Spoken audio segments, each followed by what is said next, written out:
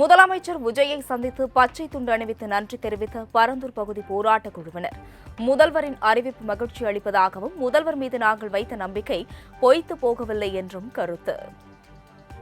நேற்று 110 விதிக்கேடு அவர் ரத்து செய்த காரணத்தினால் நாங்கள் மனமகிழ்ந்து நேற்று அங்கே அம்பேத்கர் சிலைக்கு மாலை அணிவித்து பட்டாசு வெடித்து கொண்டாடினோம். இன்று நேரிலே எங்கள் நன்றியை உறுத்தாக்க வேண்டும் என்ற அடிப்படையில் பரந்தூர் போராட்டக்குழு நிர்வாகிகள் நேரில் சந்தித்தோம், நன்றி தெரிவித்தோம். முதலமைச்சர்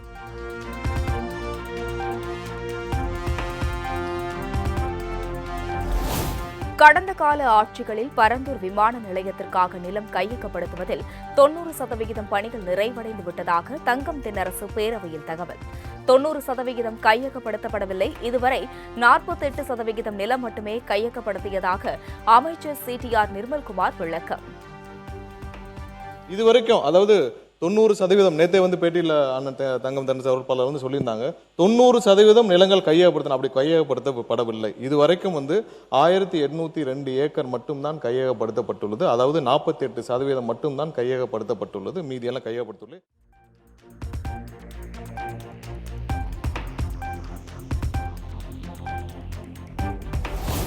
பரந்தூர் விமான நிலைய திட்டத்திற்காக கையகப்படுத்திய நிலத்தை என்ன செய்ய போகிறீர்கள் என அதிமுக பொதுச் செயலாளர் எடப்பாடி பழனிசாமி கேள்வி.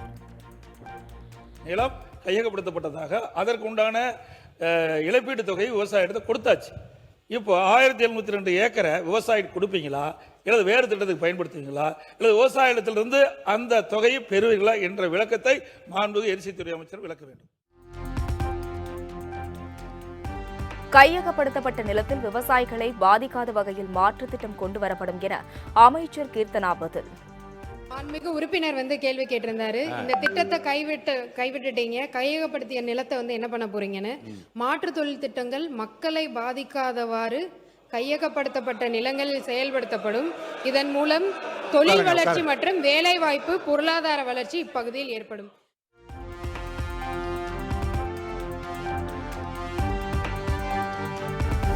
ஆட்சிக்கு வந்த 3 மாதத்தில் 1 லட்சம் கோடி முதலீட்டை ஈர்த்த அரசு ஒரே அரசு தாவிக அரசுதான். இதன் மூலம் 1 லட்சம் இளைஞர்களுக்கு வேலைவாய்ப்பு கிடைக்கவுள்ளது. தமிழ்நாடு $1.5 டிரில்லியன் பொருளாதார இலக்கை அடைய அனைத்து எம்எல்ஏக்களும் துணை நிற்க வேண்டும் என சட்டப்பேரவையில் தொழில்துறை அமைச்சர் கீர்த்தனா பேச்சு. வந்த ஒரே 3 மாசத்துல 1 லட்சம் கோடி அப்படின்றது இன்னைக்கு வரை எந்த அரசாங்கமும் பண்ணல. நாங்க பண்ணியிருக்கோம். 1 லட்சம் இளைஞர்களுக்கும் இதனால வேலை கிடைக்க போகுது. இதுல அரசியல் அப்படின்றது என்னைக்குமே திணிக்கவே கூடாது. இங்க இருக்க 234 உறுப்பினர்களும் 1.5 ட்ரில்லியனை ரீச் பண்றதுக்கு எல்லாரும் ஹெல்ப்ஃபுல்லா இருந்து எல்லாரும் இதை அச்சீவ் பண்ணணும். இதை அந்த அரசாங்கம் செய்தது, இந்த அரசாங்கம் செய்ததுன்னு அரசியல் பண்ணாம இளைஞர்களை மட்டுமே நோக்கமா நீங்க வச்சிருந்தீங்கன்னா இதை பத்தி நீங்க பேச மாட்டீங்க.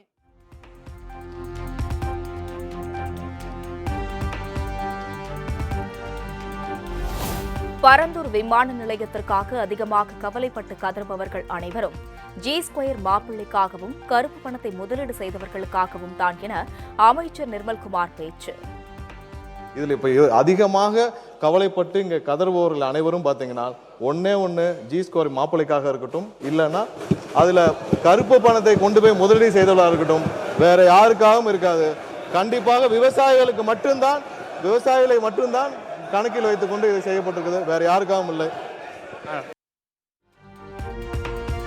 நீங்கள் சொல்வீர்களா, வேறு எந்த லாட்டரி மருமகனுக்காக புது விமான நிலையத்தை கொண்டு வருகிறீர்கள் என நான் கேட்கவா என தங்கம் தென்னரசு காட்டம். மாண்புமிகு சட்டத்துறை அமைச்சர் இந்த அளவிலே தன்னுடைய பதிலை விவாதத்தை கொண்டு போக விரும்புவார் என்றால் I can also pay you in the same currency. G2 மாப்பிள்ளை என்று நீங்கள் சொல்வீர்கள் என்று சொன்னால் வேறு எந்த லாட்டரி மருமகனுக்காக புது விமான நிலையத்தை நீங்கள் கொண்டு போகிறீர்கள் என்று நான் கேட்க முடியுமா? நான் கேட்கவா? நான் கேட்கிறேன்.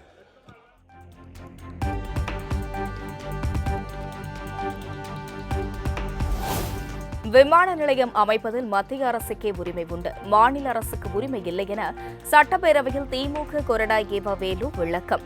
விமான நிலையம் அமைப்பதில் நிலம் கையகப்படுத்துவது மட்டுமே மாநில அரசின் உரிமை என்றும் பதில்.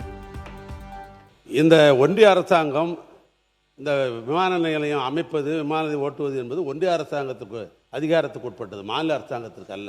மாநில அரசாங்கம் நிலம் கையகப்படுத்துவதோடு நம்முடைய பணிகள் முடிந்துவிடுகிறது.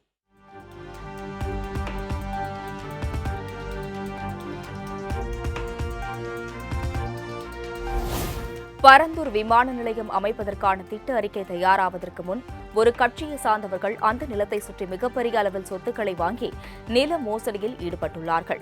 பத்திரப்பதிவுத்துறை இதுகுறித்து விசாரிக்க முதலமைச்சர் உத்தரவிட வேண்டும் என அமைச்சர் ஆதவ் அர்ஜுனா பேச்சு. நாங்கள் கோரிக்கை வைக்கிறோம். இந்த பரந்தூர் விமான நிலையம் பண்ணும் பொழுது டிபிஆர் ப்ராஜெக்ட் அரசுக்கு மட்டும்தான் தெரியும். டீடைல் ப்ராஜெக்ட் ரிப்போர்ட் அரசுக்கு மட்டும் தெரியும். அந்த டீடைல் ப்ராஜெக்ட் ரிப்போர்ட் வரதுக்கு முன்னாடியே ஒரு கட்சி சார்ந்தவர்கள், நான் எந்த கட்சி பேரையும் சொல்லல, ஒரு கட்சி சார்ந்தவர்கள் அந்த நிலத்தை சுத்தி லேண்டை வாங்கி மிகப்பெரிய ரியல் எஸ்டேட் மோசடி நடந்திருக்கு. அதை ரிஜிஸ்ட்ரேஷன் டிபார்ட்மெண்ட்ல சொல்லி அந்த ரியல் எஸ்டேட் மோசடி, இந்த பரந்தூர் விமானம் எதுக்காக உருவாக்கப்பட்டதுன்னா இந்த ரியல் எஸ்டேட்டுக்காக தான்.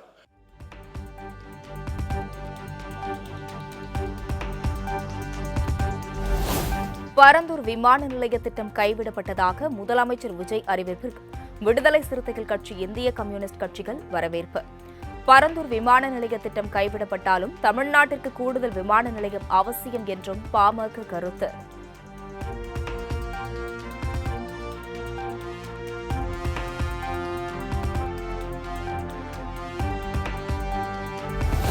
பரந்தூர் விமான நிலையம் கைவிடப்பட்டதன் மூலம் பரந்தூர் மக்களுக்கு விடுதலை கிடைத்திருப்பதாக அமைச்சர் வன்னியரசு கருத்து. கடந்த திமுக ஆட்சியில் பரந்தூருக்கு வெளியே தடுப்புகளை அமைத்து பறிக்கப்பட்டதாகவும் அப்பகுதியினர் மோசமாக நடத்தப்பட்டதாகவும் பேரவையில் குற்றச்சாட்டு. நிலத்தை எடுத்து கொடுக்கிற வேலையை எதுக்கு நீங்க செய்றீங்க அப்படிங்கிற கேள்வியை நாங்கள் வைத்தோம். அதைத்தான் இன்றைக்கும் நாங்கள் அந்த நிலைப்பாடு தான் இருக்கிறோம். ஆகவே மாண்புமிகு முதல்வர் அவருடைய இந்த அறிவிப்பு என்பது விடுதலை சிறுத்தைகள் நாங்கள் வரவேற்கிறோம். மக்கள் அந்த பகுதியில் மக்கள் இன்றைக்கு விடுவிக்கப்பட்டிருக்கிறார்கள். வளர்ச்சி என்பது வேற எங்காவது வைத்துக் கொள்ளலாம். விவசாய நிலங்கள் அத்தனை நிலங்களுமே பாதிக்கப்படுகின்ற வகையில் இருந்தது. ஆனால் இன்றைக்கு அந்த நிலம் பாதுகாக்கப்பட்டிருக்கின்றது. விவசாய நிலங்கள் பாதுகாக்கப்பட்டிருக்கிறது. மண்ணின் மைந்தர்கள் பாதுகாக்கப்பட்டிருக்கிறார்கள். யாரும் அகதியாக போகவில்லை என்பதை மட்டும் இந்த இடத்திலே சொல்லி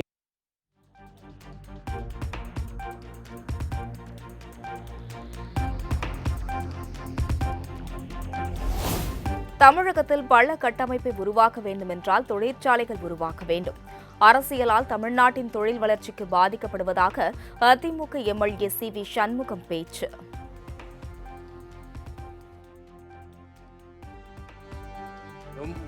அந்த தொழிற்சாலைகள் வர வேண்டும் என்றால் தமிழ்நாட்டினுடைய கட்டமைப்புகள், உள்கட்டமைப்பு, சாலைகள் மற்றும் அனைத்து ஏர்போர்ட், இப்படிப்பட்ட அனைத்து வசதிகளும் வர வேண்டும். அரசியல் நடக்கிறது. அரசியல் நடப்பதால் தமிழகத்திலே எந்த வளர்ச்சியும் வருவதை தடுத்துக் கொண்டிருக்கிறார்கள். இந்த போக்கு மாறினால்தான் இங்க தொழில் வளர்ச்சி வரும். இல்லைன்னா நீங்க சொல்ற மாதிரி 1 ட்ரில்லியனும் வராது, 1.5 ட்ரில்லியனும் இந்த தமிழகத்துக்கு வராது.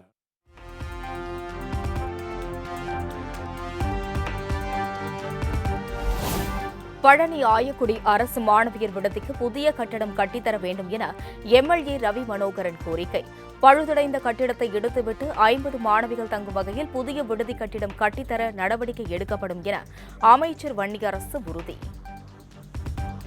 இந்த கட்டிடத்தினை இடித்து அகற்றுவதற்கான நடவடிக்கைகளை மேற்கொள்ளுமாறு மாவட்ட ஆதிதிராவிடர் மற்றும் பழங்குடியினர் நல அலுவலருக்கு அறிவுறுத்தப்பட்டுள்ளது. இந்த நிதியாண்டில் 50 மாணவியர்கள் தங்கும் வகையில் 3,70,00,000 மதிப்பீட்டில் விடுதி கட்டித்தர கோரி மாவட்டத்திலிருந்து முன்மொழிவு பெறப்பட்டுள்ளது. விரைவில் மேற்படி விடுதிக்கு சொந்த கட்டிடம் கட்டித்தரப்படும் என்று நான் இந்த அவையில் தெரிவிக்க கடமைப்பட்டிருக்கிறேன். டாக்டர் அருண்குமார்.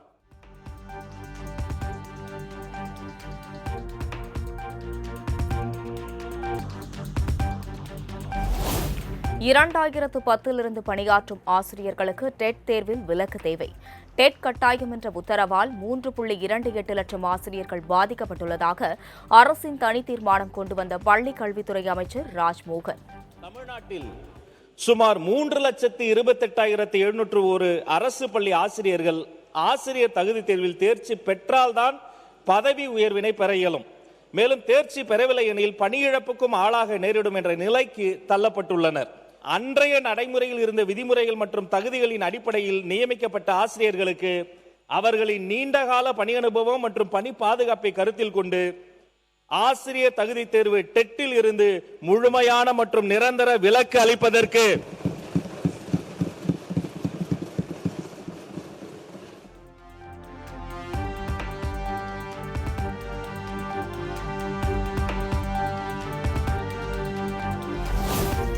டெட் தேர்விலிருந்து விலக்களிக்க கோரி சட்டப்பேரவையில் தனி தீர்மானம் கொண்டு வந்தார் பள்ளிக் கல்வித்துறை அமைச்சர் ராஜ்மோகன்.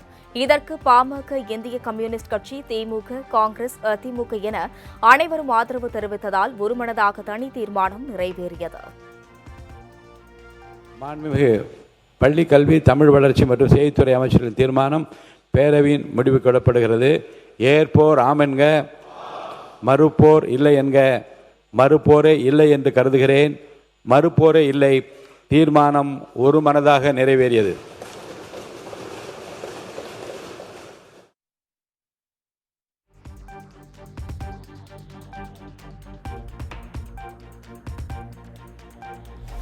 மேட்டூர் நீர்த்திறப்பு எப்போது என கூறினால்தான் சம்பா சாகுபடிக்கான முன்னேற்பாடு பணிகளை செய்ய முடியும் என அதிமுக பொதுச் செயலாளர் இபிஎஸ் கேள்வி.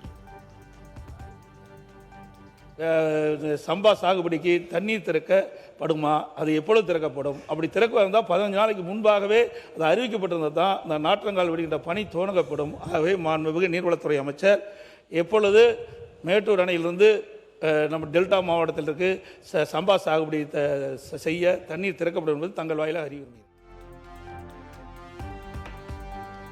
மேட்டூர் அணை திறப்பு தொடர்பாக கூடிய விரைவில் நல்ல செய்தி வரும் என அமைச்சர் என் ஆனந்த் பதில். மாண்புமிகு பேரவைத் தலைவர் அவர்களே, கூடிய விரைவில் நல்ல செய்தி அறிவிக்கப்படும்.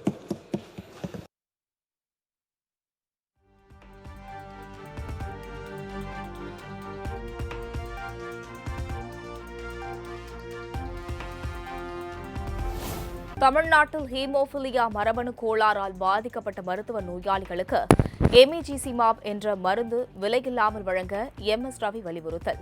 மருந்தை விலையில்லாமல் வழங்க அரசு நடவடிக்கை மேற்கொண்டு வருகிறது. அமைச்சர் அருண்ராஜ். 20 விழுக்காடு நோயாளிகளின் உடலில் நாம் சிகிச்சையாக வழங்கும் ஃபேக்டர் 8க்கு எதிராக தடுப்பு எதிரணுக்கள் இன்ஹிபிட்டர் ஆன்டிபாடிஸ் உருவாகின்றன. இவ்வகை மருத்துவ பயனாளிகளுக்கு எமிசிசிமாப் ஒரு சிறந்த மாற்று மருந்தாகும். எனினும் தற்போது எமிசிசிமாப் மருந்து இந்திய அரசால் தேசிய சுகாதார இயக்கத்தின் அத்தியாவசிய மருந்துகளின் பட்டியலில் சேர்க்கப்படவில்லை. இன்ஹிபிட்டர்ஸ் உடைய ஹீமோபிலியா ஏ மருத்துவ பயனாளிகளுக்கு இம்மருந்தினை எமிசிசிமாப் மருந்தினை வழங்குவதற்கு தேவையான நடவடிக்கைகளை அரசு மேற்கொண்டு வருகிறது என்பதை மகிழ்ச்சியுடன் தெரிவித்துக் கொள்கிறேன். நன்றி.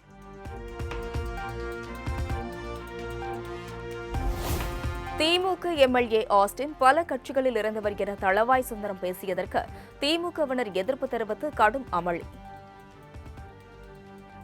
பேரவைத் தலைவர்களே, அவர் உண்மைக்கு புறம்பாக சொல்றேன். அவர் காங்கிரஸிலிருந்து அதிமுக 6 ஆண்டு காலம் ராஜ்யசபா எம்பியாக இருந்து தேமுதிகவுக்கு போய்விட்டு இப்பொழுது திமுகவில் நின்று திமுக இருந்து கொண்டு இப்பொழுது பேசிக் கொண்டிருக்கிறார். ஆக என்ன வேண்டாம் வேண்டாம், தேவையில்லாத விவரங்களுக்கு போக வேண்டாம். தேவையில்லாத விவரங்களுக்கு முடிஞ்சிச்சு, விடுங்க, உட்காருங்க. நீங்க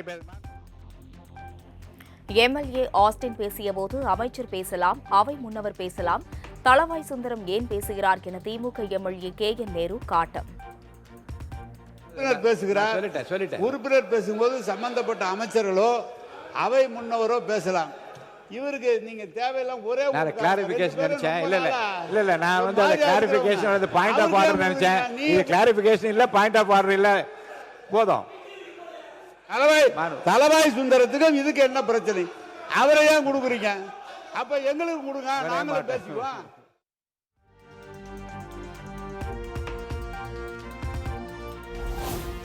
அதிமுக எம்எல்ஏக்கள் ராஜினாமா விவகாரத்தில் எடப்பாடி பழனிசாமி உள்ளிட்ட உறுப்பினர்கள் பேரவையில் கடும் அமளி. உறுப்பினர்கள் அவை மாண்பை காக்க வேண்டும், இது ஒன்றும் பொதுக்கூட்டம் அல்ல என சபாநாயகர் ஆவேசம். நிக்கிறீங்க எல்லாரும்? பொதுக்கூட்டமா இது? என்ன பொதுக்கூட்டமா இது? உட்காருங்க, உட்காருங்க. உங்க கட்சி பொதுக்கூட்டமான்னு கேக்குறேன். இது என்ன பொதுக்கூட்டம்? உட்கார சொல்லு எல்லாரும். உட்கார சொல்லுங்க.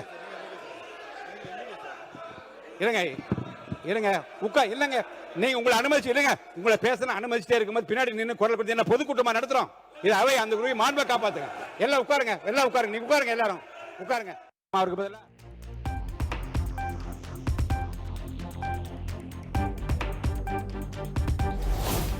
அதிமுகவிலிருந்து ராஜினாமா செய்த கையோடு முதல் மாடிக்கு சென்று தாவிக நிர்வாகிகளை சந்தித்தது எவ்வகையில் நியாயம் என பேரவையில் எடப்பாடி பழனிசாமி கேள்வி. வழக்கு நீதிமன்றத்தில் நிலுவையில் இருக்கும்போது பேரவைக்குள் இது பற்றி பேசக்கூடாது என சபாநாயகர் ஜேசிடி பிரபாகர் எச்சரிக்கை. வழக்கு மன்றத்தில் இருக்கிறது இல்ல, இதை பற்றி இந்த விவரங்கள் எல்லாம் வழக்கில் இருக்கிறது. நீங்க சொல்ற இந்த விவரம் வழக்கில் அதை பற்றி பேச அனுமதி இல்லை, அவைக்குள் நீக்குகிறேன். நீங்க சொல்ற ஒரு கருத்து இல்ல இல்ல இல்ல இல்ல இல்ல அப்படி இல்ல. நீங்க வழக்கு இல்லைங்க, வழக்கில் இந்த பிரச்சனை நீங்க சொல்லியிருக்கீங்க. இல்ல இல்ல இல்ல இல்ல உணர்ச்சி வசப்படா இல்லைங்க, இல்ல உணர்வு இல்லைங்க, இல்ல உணர்ச்சி வசப்படாது. நிதானமா பேசுங்க, உங்க கருத்தை நிதானமா சொல்லுங்க. தேர்தல் கமிஷன் எப்போது தேர்தல்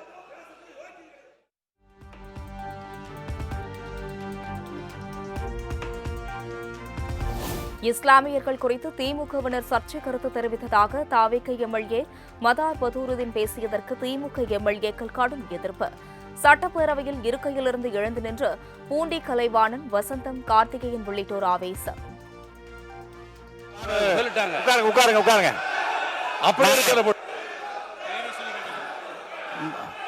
உட்காருங்க,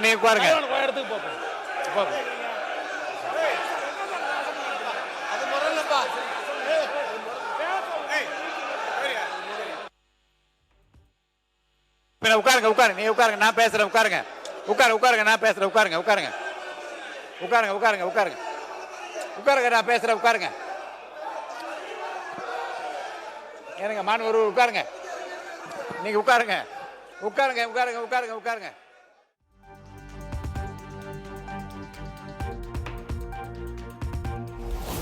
பேரவையில் தாவேக எம்எல்ஏ மதார் பதூருதீன் பேச்சுக்கு எதிராக சபாநாயகரை நெருங்கி முறையிட்ட திமுக எம்எல்ஏ பூண்டி கலைவாணன்.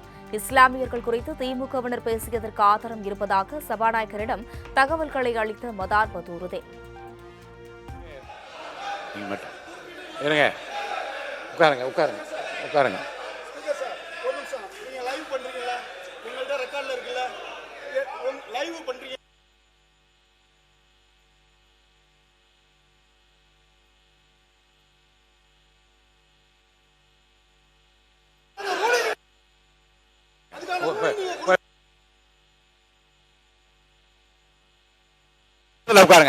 இடத்துல உட்காருங்க.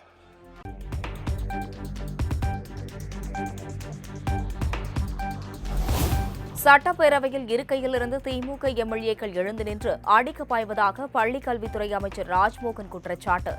திபுதிபுவென வரும் உறுப்பினர்களை ஏவாவேலு அணை கட்டு நிறுத்தும் அளவுக்கு தான் நிலைமை உள்ளது. இதைத்தான் உங்கள் தலைவர் சொல்லிக் கொடுத்தாரா என்றும் கேள்வி. நாம ஏத்துக்கொள்ளவே கூடாது. அது கொரோனாலாம் யோசிக்கணும். இப்ப என்ன நடந்தது, கேமரால காட்டினாங்களா தெரியல. அவர் மாண்புமிகு சட்டமன்ற உறுப்பினர் தான் இடத்தை விட்டு வசந்தம் கார்த்திகேயன் அடிக்கிறதுக்கு பாஞ்சு வந்து ஏவாவேலு கட்டி பிடிச்சு அணை கட்டி தடுக்கிறார்.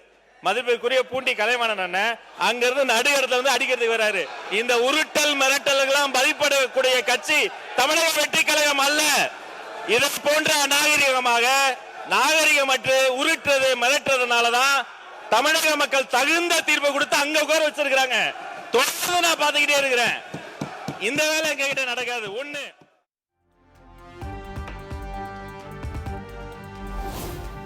சென்னையில் தலைமை செயலகத்தில் தாழ்தள வசதியுடன் புதிய குளிர்சாதன மின்சார பேருந்துகளை கொடியசைத்து தொடங்கி வைத்தார் முதலமைச்சர் விஜய்.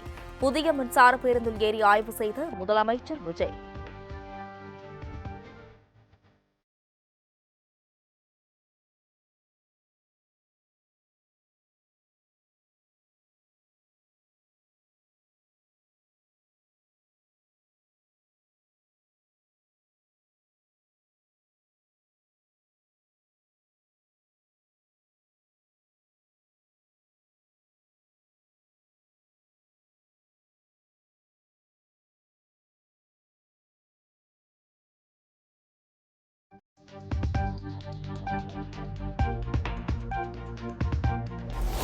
கொளத்தூர் தொகுதியில் VS பாபு வெற்றியை எதிர்த்து திமுக தலைவர் மு க ஸ்டாலின் வழக்கு அடுத்த வாரம் விசாரணைக்கு எடுத்துக் கொள்ளப்படும் என சென்னை உயர்நீதிமன்றம் அறிவிப்பு.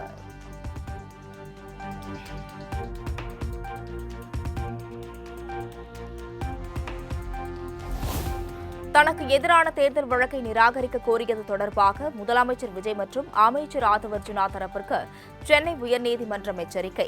மனு தாக்கல் செய்ய கால அவகாசம் கோரிய நிலையில் 27ஆம் தேதிக்குள் மனு தாக்கல் செய்யாவிட்டால் 50,000 அபராதம் என உத்தரவு.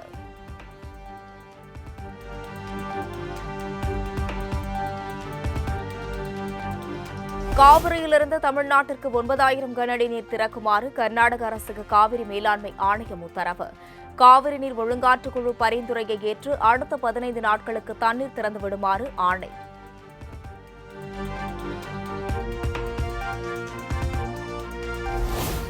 ஒகேனக்கல் காவிரி ஆற்றில் காலை 8 மணி நிலவரப்படி நீர்வரத்து 13,000 கனஅடியிலிருந்து 12,000 கனஅடியாக சரிவு. தொடர்ந்து 10வது நாளாக பரிசல் இயக்க தடை விதித்து மாவட்ட நிர்வாகம் உத்தரவு.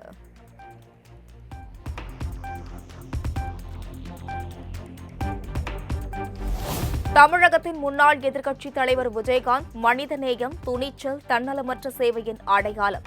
அவரது பிறந்த நாளில் அவருக்கு எனது புகழ் வணக்கங்களை செலுத்துகிறேன். ஏழைகள் மீது அன்பும் அக்கறையும் கொண்டு கொடை உள்ளத்தோடு உதவிய புரட்சி கலைஞரின் புகழ் என்றும் நிலைத்தோங்கட்டும் என முதலமைச்சர் விஜய் எக்ஸ் தளத்தில் பதிவு.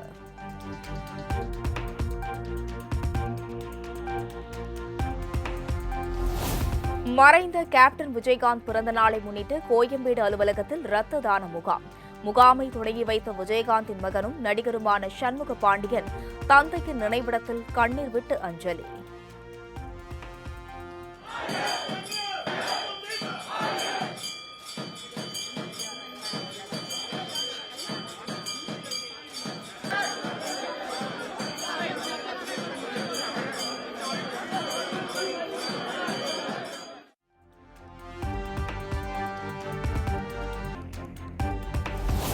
ஓணம் பண்டிகையை ஒட்டி தோவாளை மலர் சந்தையில் களை கட்டிய பூக்கள் விற்பனை. விடிய விடிய நடைபெற்ற விற்பனையில் 1 டன் அளவிற்கு மலர் விற்பனையானதால் வியாபாரிகள் மகிழ்ச்சி.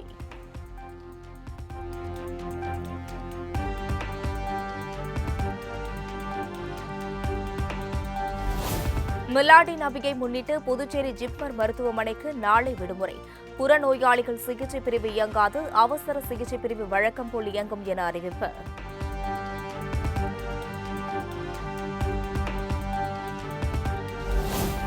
கோதுமை ஏற்றுமதிக்கு 4 ஆண்டு காலமாக விதிக்கப்பட்டிருந்த தடை உடனடியாக விலக்கிக் கொள்ளப்படுவதாக மத்திய அரசு அறிவிப்பு. உள்நாட்டு விவசாயிகளின் நலனை காக்கவும் விலை சரிவை கட்டுப்படுத்தவும் கோதுமை ஏற்றுமதிக்கான தடை நீக்கம்.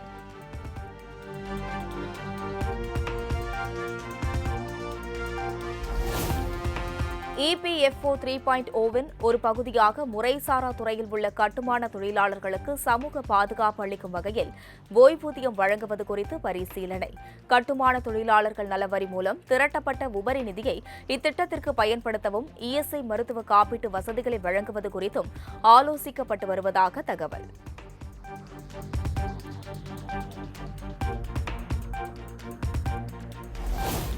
தலைநகர் டெல்லியின் பல்வேறு பகுதிகளில் கொட்டி தீர்த்த கனமழை.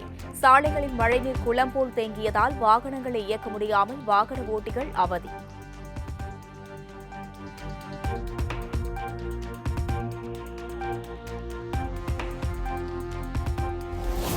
ஹரியானா மாநிலம் குருகிராமின் பல்வேறு பகுதிகளில் கொட்டி தீர்த்த கனமழை. சாலைகளில் தேங்கிய மழை நீரால் வாகனங்களை இயக்க முடியாமல் வாகன ஓட்டிகள் அவதி.